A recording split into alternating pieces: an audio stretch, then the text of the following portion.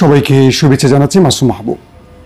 প্রিয় দর্শক, দখলদার দেশের সাথে ইরানের লড়াইয়ের সর্বশেষ অবস্থা জানাবো এই ভিডিওতে। এই মুহূর্তে চীনকে নিয়ে বড় করে টেনশনে আছে দখলদার দেশটি এবং তার বিশ্বমোড়ল মিস্টার ট্রাম্প সাহেব। পাশাপাশি আরও বড় টেনশনে পড়ে গেছে দেশটির ভেতরে থাকা ইন্টেলিজেন্স। তারা ইরানের প্রতি মুহূর্তের সারপ্রাইজে ক্লান্ত হয়ে গেছে যে ইরান সর্বশেষ আবার কি করে বসে। প্রতিটি রাত যাচ্ছে, প্রতিটি সকাল হচ্ছে, দখলদাররা নতুন করে টেনশনের চাদরে ঢেকে যাচ্ছে। কারণ এতদিন যারা সারপ্রাইজ দেবে সেই দখলদাররা এখন নিজেরা প্রতি মুহূর্তে সারপ্রাইজ পাচ্ছে। ইরান এতদিন যা বলেছে এখন সেটা করতে শুরু করেছে। সব কিছু মিলে আরও বড় একটি খবর আসছে, ইরানের সবচেয়ে বড় পারমাণবিক কেন্দ্রের কাছ থেকে একজন জার্মান এজেন্সির লোক ধরা পড়েছে। কারা তাকে পাঠালো, কেন তিনি সেখানে গেল এবং তার কাছ থেকে আপডেট কি পাওয়া গেল, চলুন এই খবরগুলো একটা একটা করে জানাবার চেষ্টা করছি। প্রথম যে বিষয়টি সেটি হলো চীন ইরানকে সাপোর্ট দিচ্ছে বা সহযোগিতা করছে। এই খবরগুলো বারবারই কিছু কিছু গণমাধ্যমে আসছে। আমরা যদি খেয়াল করে দেখি, প্রথমে ভারতের গণমাধ্যম আসছে, মধ্যপ্রাচ্যের কিছু খবরে আসছে, এবার মার্কিন যুক্তরাষ্ট্রের প্রেসিডেন্ট ডোনাল্ড ট্রাম্পের আস্থাভাজন বা তার নির্ভরযোগ্য যে গণমাধ্যম ফক্স, সেখানে প্রকাশ করা হয়েছে যে চীন থেকে একটি কার্গো জাহাজ এসেছে ইরানের উদ্দেশ্যে এবং ইরানে যখন আকাশ বন্ধ করা, ইরানের যখন বিমান চলাচল বন্ধ ইরানের আকাশে, তখন সেই বিমানটি ইরানের রাডারে এসে হঠাৎ নিখোঁজ হয়ে যায়, নাই হয়ে যায়, গন্তব্যহীন হয়ে যায়। কি করে সম্ভব? ইরানের আকাশ যখন সবার জন্য বন্ধ, সেই সময়টা একটি মাত্র কার্গো বিমান আসে চীন থেকে। এর আগের যে খবরগুলো আমরা দেখেছি সেখানেও আমরা দেখলাম একাধিক চীনের কার্গো জাহাজ মানে কার্গো বিমান এসেছিল ইরানে, এবং বলা হচ্ছে এগুলো করে চীন প্রচুর অস্ত্র পাঠিয়েছে। বিষয়টা হচ্ছে এই মুহূর্তে ইরানের আকাশে পৃথিবীর সকল বিমানকে নিষিদ্ধ করলেও চীনের বিমান আসছে, কারণ চীন ইরানকে সামরিক অস্ত্র দিয়ে হেল্প করছে, এই দাবিটি করছে ফক্স নিউজ।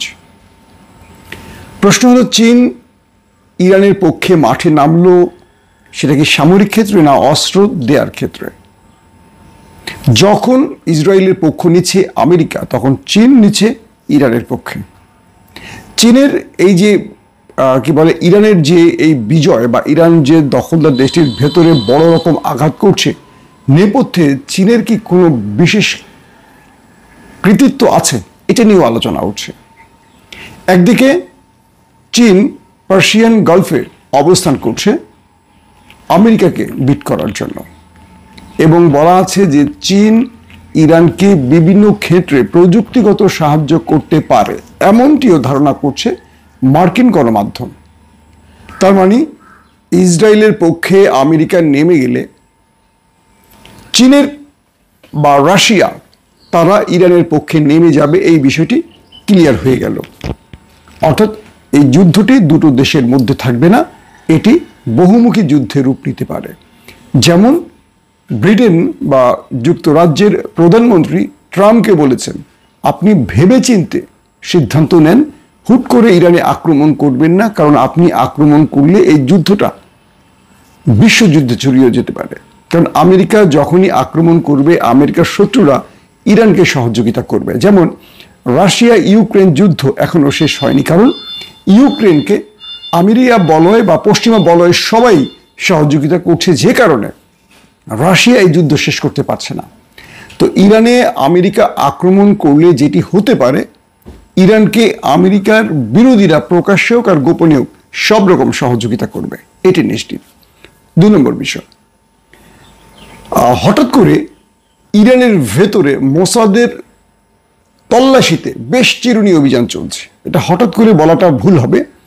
যখন ইরানে প্রথম আক্রমণ করে দখলদাররা, প্রথম আক্রমণই প্রায় 25 জনের মতো, 20 থেকে 25 জনের মতো গুরুত্বপূর্ণ টপ কমান্ডার, সেনাবাহিনী বলি, আইআরজিসি বলি, গোয়েন্দা বিভাগ বলি, পরমাণু বিজ্ঞানী বলি, একদম টপ পজিশনের লোকগুলি মারা পড়েছে।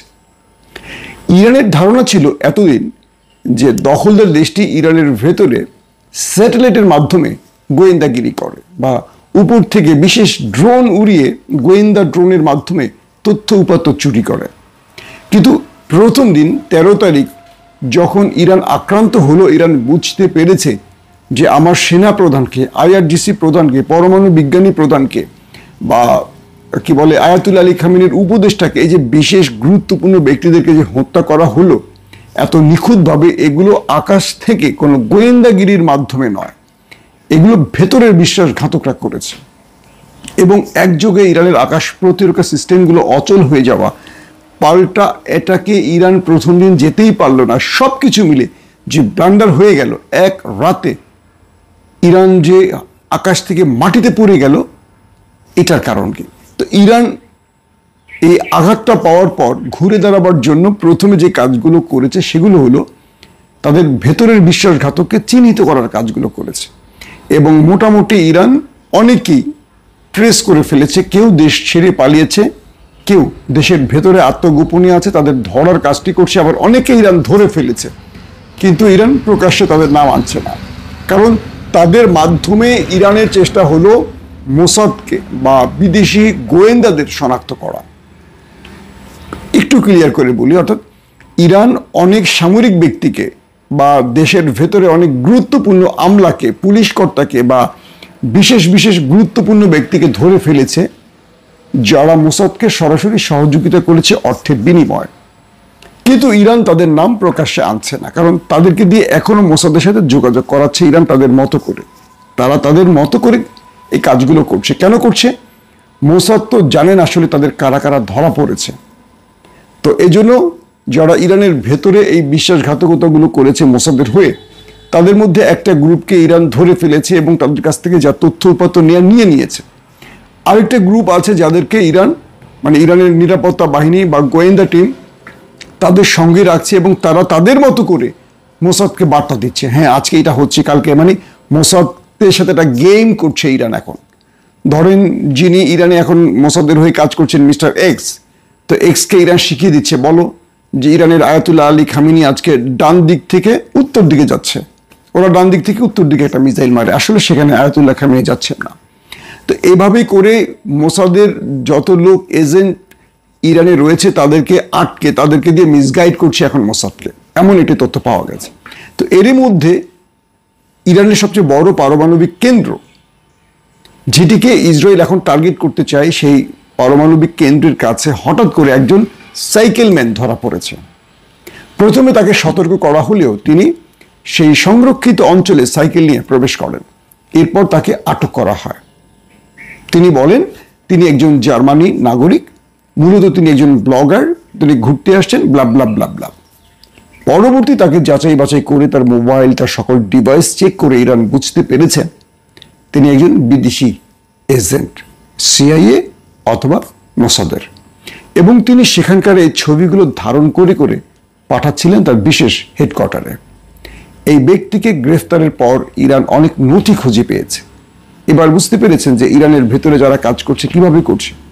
প্রশ্ন হলো, এই ব্যক্তিকে, মানে জার্মানির এই নাগরিককে ইরানের বিরুদ্ধে বা ইরানের খুব সংরক্ষিত অঞ্চল, বিশেষ বিশেষ অঞ্চলের তার কাছ থেকে তথ্য উপাত্ত ভিডিও নেয়ার জন্য পাঠিয়েছিল গোয়েন্দা সংস্থা।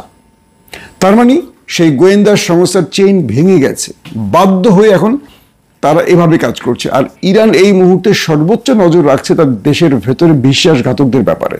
কারণ প্রথম দিন যে আঘাতটা ইরান পেয়েছে, এই আঘাতটা ইরান সহ্য করতে পারেনি এবং এই আঘাতটা তার সারা জীবনের গত 50 বছরের সবচেয়ে বড় আঘাত হবে। কারণ বিনা যুদ্ধেই তার 20-25 জন গুরুত্বপূর্ণ ব্যক্তি প্রাণ হারিয়েছে। এটা ইরান কোনোভাবে মেনে নিতে পারছে না, যার কারণে ইরান খুব বড় রকম রিয়েক্ট শুরু করেছে। তো এই মুহূর্তে দেশের ভেতরে পর্যাপ্ত পরিমাণ মোসাদ এজেন্টদেরকে ধরার জন্য চিরুনি অভিযান চলছে, মানে কোনোভাবেই ছাড় দিচ্ছে না। একদিকে তারা দখলদারদের সাথে লড়াই করছে, আরেকদিকে তারা এই অভিযান চালাচ্ছে।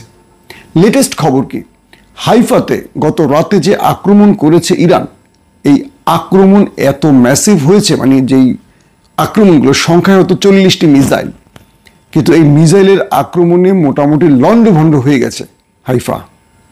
এবং দখলদাররা এখন সবচেয়ে বড় টেনশনে আছে যে তাদের আকাশ প্রতিরক্ষা সিস্টেম আর ইরানকে আটকাতে পারছে না। তাদের অ্যারো পারছে না, ডেভিড স্প্রিং পারছে না, তাদের থার্ড পারছে না, আয়রন ডোম পারছে না। এটি নিয়ে তারা এখন মহা টেনশনে পড়ে গেছে। এখন ইরান টার্গেটে আক্রমণ করছে। ইরানের নতুন মিশন হলো, আজকে যেটি বলা হচ্ছে, ইরান আজকে দখলদারদের আরও বেশ কিছু সামরিক ঘাঁটিকে টার্গেট করবে। এবং ইরান এই মুহূর্তে যে কাজটি করছে, দখলদারদেরকে যেন আরো 50 বছর পিছিয়ে দেওয়া যায় তাদের বিজ্ঞান চর্চা, সামরিক ঘাঁটি, অস্ত্রাগার, special drone factory, missile factory 35 যেখানে রাখা আছে নেভাত্তাম বা এরকম গুরুত্বপূর্ণ। অর্থাৎ ইরান এই যুদ্ধে দখলদারদের সাধারণ জনগণকে টার্গেট করছে না, তারা টার্গেট করছে দখলদাররা 50 বছরে যে পর্যন্ত এগিয়েছে, যেন 15 দিনের যুদ্ধে তাদেরকে আবার 50 বছর পিছিয়ে দেয়া যায়। তাহলে তাদেরকে আবার 50 বছর এগোতে হলে যে সময়টা লাগবে, এই ফাঁকে ইরান তাদেরকে মোটামুটি শেষ করে ফেলবে। এবং ইরান এখন এই মুহূর্তে অধিক মানুষ হত্যার চেয়ে তারা যে কাজটি করছে, দখলদার দেশটির ভেতরে তাদের অহংকারের দেয়ালগুলো ভেঙে দিচ্ছে। আর একটু বুঝিয়ে বলি, অর্থাৎ বাংলাদেশের এই মুহূর্তে সবচেয়ে গুরুত্বপূর্ণ বিষয়টা কি ধরেন, ক্যান্টনমেন্ট। ইরান ইতিমধ্যে দখলদারদের ক্যান্টনমেন্ট গুড়িয়ে দিয়েছে মোটামুটি। দ্বিতীয়ত, আমাদের গার্মেন্ট শিল্প, আমাদের কোনো প্রযুক্তিগত আদার্স কিছু নেই। আমাদের দেশের কোনো প্রযুক্তিম্যানরা, বিজ্ঞানীরা এই দেশে থাকেন না, তারা চলে যান বিদেশে।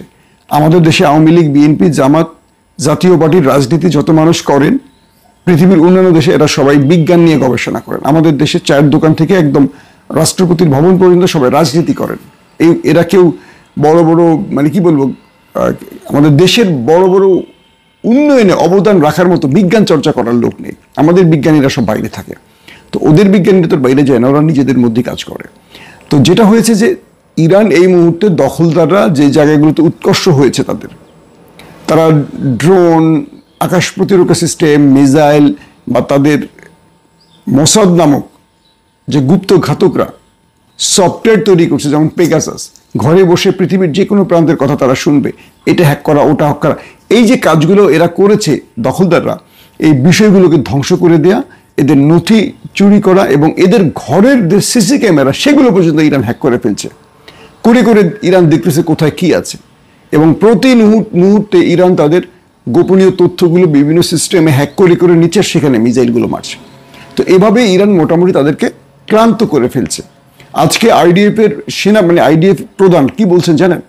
ওদের যে সেনাবাহিনী, তার প্রধান বলেছেন আইডিএফকে একটা দীর্ঘ যুদ্ধের প্রস্তুতি নিতে হবে, কারণ ইরান এটা অল্পতে শেষ করবে না, এটা অল্প কদিনই শেষ হবে না, একটা দীর্ঘ যুদ্ধের প্রস্তুতি নিতে হবে। তার মানে ইরান যে কারণে সকল শক্তি ব্যয় না করে পরিকল্পিত আক্রমণ করছে, তার অর্থ হলো ইরান জানে একটা দীর্ঘ যুদ্ধ হবে এবং এর মধ্যে আমেরিকা বা পশ্চিমা দুনিয়া জড়িয়ে গেলে ইরান যেন লম্বা সময় টিকে থাকতে পারবে, সার্ভাইভ করতে পারে। সেজন্য ইরান কোয়ালিটি মেনটেন করছে, এই মুহূর্তে ধীরে সুস্থে পরিকল্পিত আক্রমণ করছে।